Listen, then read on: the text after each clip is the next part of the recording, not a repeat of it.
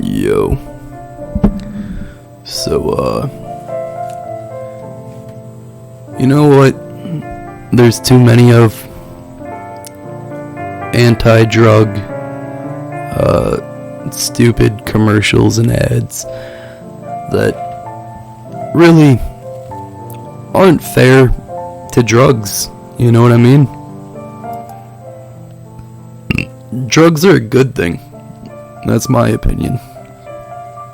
I mean, kinda. Sometimes. Some drugs. With some people. In certain events. You know, I mean, like, I think I genuinely do buy into the, what's it called, like the drunken caveman theory, or the stoned ape theory, is that, like, a lot of our evolution did come through eating psychedelic drugs that we found on the ground, and making alcohol in, caves and shit, and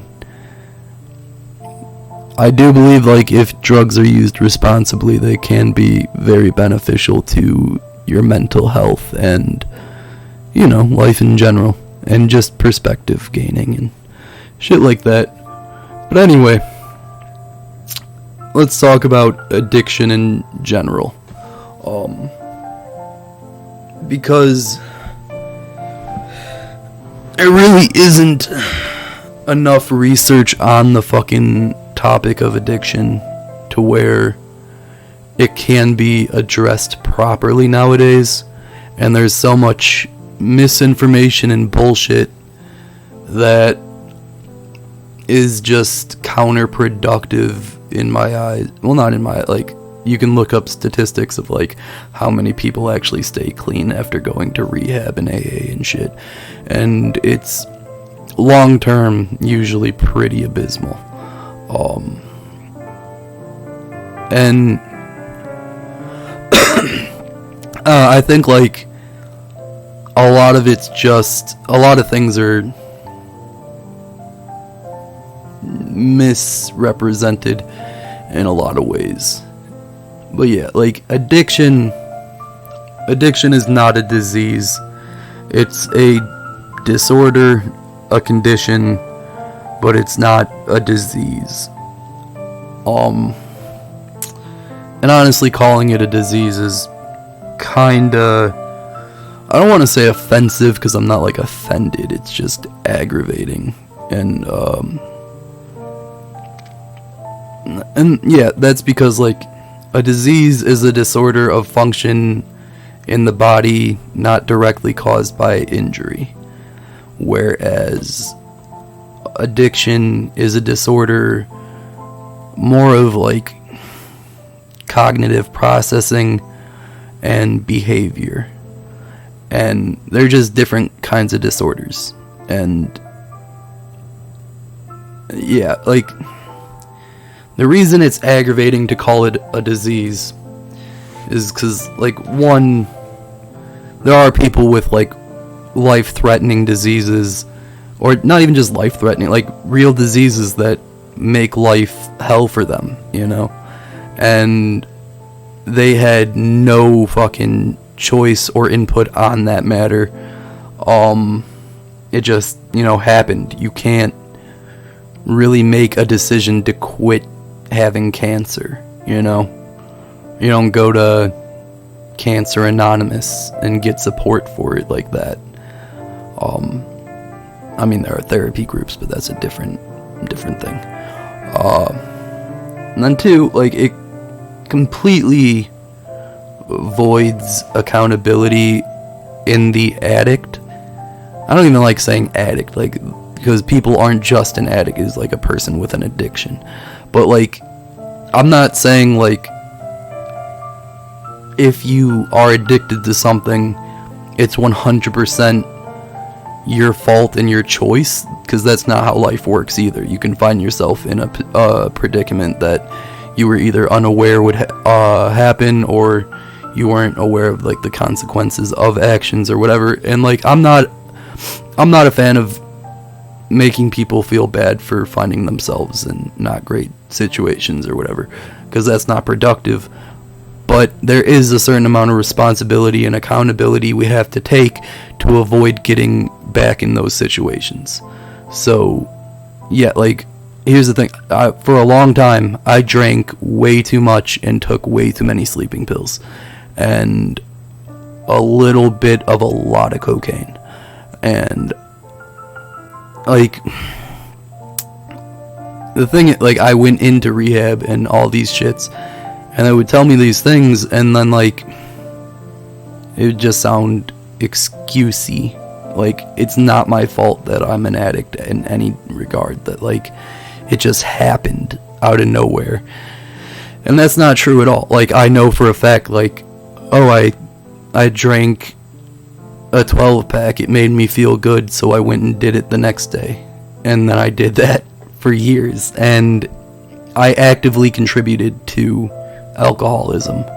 And I kind of knew, like, this is not a healthy path, whatever, and all those justifications. And I still stand by drinking. I still drink. I just do it in a much more moderate, responsible manner, because I realize, like, I have that choice to drink. I have that option of, like, letting myself do that. And in rehab, they'll, like, acknowledge that you need self-control, but then, like, tell you you don't have self-control. And, like, they pitch this idea that you're automatically broken because you're an addict, which aggravates me. But anyway, the third reason it's offensive to fucking call addiction a disease is because it's really only being called that to garner, sympathy, and it sounds more impactful. And I'm all for, like, the destigmatization of addiction and, undemonizing it, or whatever the word is. It's just that, like, there's something about making medical claims based on how it'll make other people feel that seems really disingenuous. At best is disingenuous, and at worst is medically counterproductive. I don't think we should be naming things or categorizing things based on what will get the most sympathy for it. I think if we want to actually help with something, we need to accurately be able to describe it. Then 4, it still makes addiction sound like a bad thing, where, like, addiction can have symptoms and consequences to it that are definitely negative and counterproductive to your own well-being. I will 100% agree with that all day, but, like, being addicted to something isn't inherently negative. Like, if you are addicted to something, like, I'm trying to think of some, like a certain food for dinner or some shit. Like, if you are only gonna eat one thing, technically it doesn't have any negative effect on your life, unless it's, like, depriving you of nutrition. But you can address that, and, there are problems that can arise from addiction, but addiction itself isn't a negative thing. Like, you can be addicted to something and it not have negative impact on your life. And that's not an excuse to, like, keep being an addict or whatever. But, like, if there's no consequences to something, why would you stop doing it if you enjoy doing it? Not even just, like, if there's no negative effects whatsoever on yourself or those around you. If you're not hurting anyone or you're not being hurt, why does it matter? And, certain people can drink every day and don't drink to a excess and become violent or stupid or whatever. They just drink enough to kind of dull the edge and they're fine. And, like, I would say, like, yeah, they're kind of addicted, but it's not ruining their life, so who gives a shit? You know, some people need coffee every morning to get going. And yeah, if you need so much coffee that like it starts destroying your teeth and like your insides and shit, that's a problem. But if you drink 1 cup of coffee a day and it gets you going and it's not a problem and doesn't have any physical effects on you, sure, you're technically addicted to coffee every morning, but it doesn't matter. It doesn't have a negative consequence to it. So like, addiction in itself isn't really bad, and humans can just be addicted to anything. Like, have you seen My Strange Addiction? Like, humans can become addicted to whatever the fuck they like. If you like something enough, if it triggers some kind of, like, you know, a response in your brain that seems like joy or pleasure, you'll become addicted to it. And it just doesn't necessarily ruin your life. It just can, which is there is a huge difference between can ruin your life and will ruin your life. But anyway, now, if you have an addiction that's making daily life difficult, I do advocate, you know, alright, it's difficult because I advocate not going cold turkey unless you are supervised by a medical professional or someone who is capable of making sure, you know, you don't seize up and fall and hit your head or whatever. It's just everything after the withdrawal is just kind of bullshit that they're roping you into. It's basically like therapy that's trying to pretend it's physical medical shit, and like, I don't know, it's just not founded in anything. So it's, and like, I feel like the counselors and shit, they're all meaning well. They're all like good intentioned people who want to see other people get help. But like, when you're just spouting nonsense that feels good and then having people, you know, pay money to be there, it just it comes across like an accidental cult, you know? And yeah, I don't advocate giving cults money. That's never good. I would recommend, like, you know, shaking off the withdrawals with a medical professional, and if possible, dipping the fuck out, and then find like a group that, you know, jives with what you want to do. Like, you can still drink, you can still party, you just have to learn to do it in moderation and responsibly. You know what I mean? Like, not even like, just know when you can and can't party. It's not that fucking difficult. Moderation, well, it is difficult. The concept's not difficult to understand, is what I meant. In practice, it definitely is a pain in the ass to not just, like, you know, shut down and not party 24/7, because life is annoying and really, really stressful to deal with and kind of a drag. But I don't know, that's just from other shit and too, blah blah blah blah.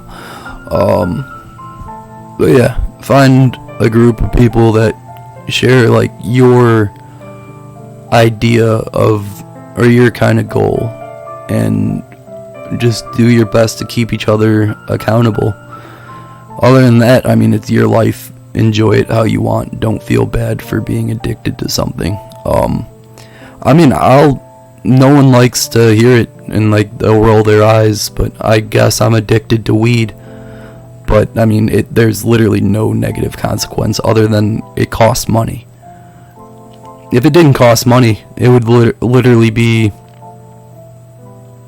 no problem at all in my life, but, you know, money. But I can't blame them. You have to pay money for pretty much everything. You have to pay money for water, and I guess we're addicted to water, because if we don't drink that, we'll die. But, yeah, I don't know, like, you can be addicted to anything. It doesn't mean it's bad, and don't be afraid to be like, yeah, I enjoy certain things a lot. Certain things just make life worth living to me. And that's fine, dude. Life is not a great, pretty thing just by itself. Sometimes you need a drink or two to get through it. I don't know. Get some, if possible, get therapy. Therapy's cool. Sometimes just having someone to, like, tell all your shit to and be like, hey, man, all this shit happened to me. And they'll be like, oh, that explains why you're fucking weird. And I'm like, alright, cool. Like, at least it's not for no reason. But, you know, if that's possible, therapy can be expensive. And I understand if, like, that's not economically available to everyone all the time. But yeah, don't go to rehabs, dude. Just find a place to shake off the DTs and the withdrawals. Then, you know, practice moderation and self-accountability. Like, it really is time that we stop letting people just say whatever the fuck they want and essentially scamming addicts out of money and fucking up, like, their insurance and all that shit. Because it is kind of fucked up, like, to see, like, people go into rehab and they're like, oh, if you don't stay the full 30 days, you have to pay out of pocket and your insurance won't cover it. And it's like, well, I don't want to be here for 30 days because everything you're saying is nonsense. And then, like, certain rehabs are just, they're the biggest load of shit in the fucking world. Like, I don't know, they don't accommodate to you in any way. And it's like, hey, man, I'm literally throwing up. Like, I don't know. Don't go to rehab. It really is a fucking scam. If you do really want to, like, just be completely clean, there are plenty of ways of doing that without rehab. Like I said, like, you know, there's AA. Find people. If you live with someone who can hold you accountable, that would probably be the easiest.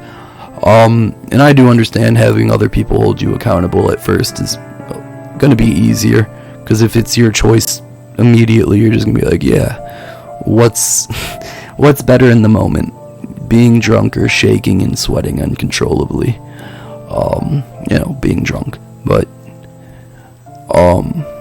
yeah, it's just, rehab is a fucking scam and you shouldn't do it. Addiction isn't a disease. Life isn't easy. And Zelda Ocarina of Time is still the best Zelda. I will debate anyone on anything.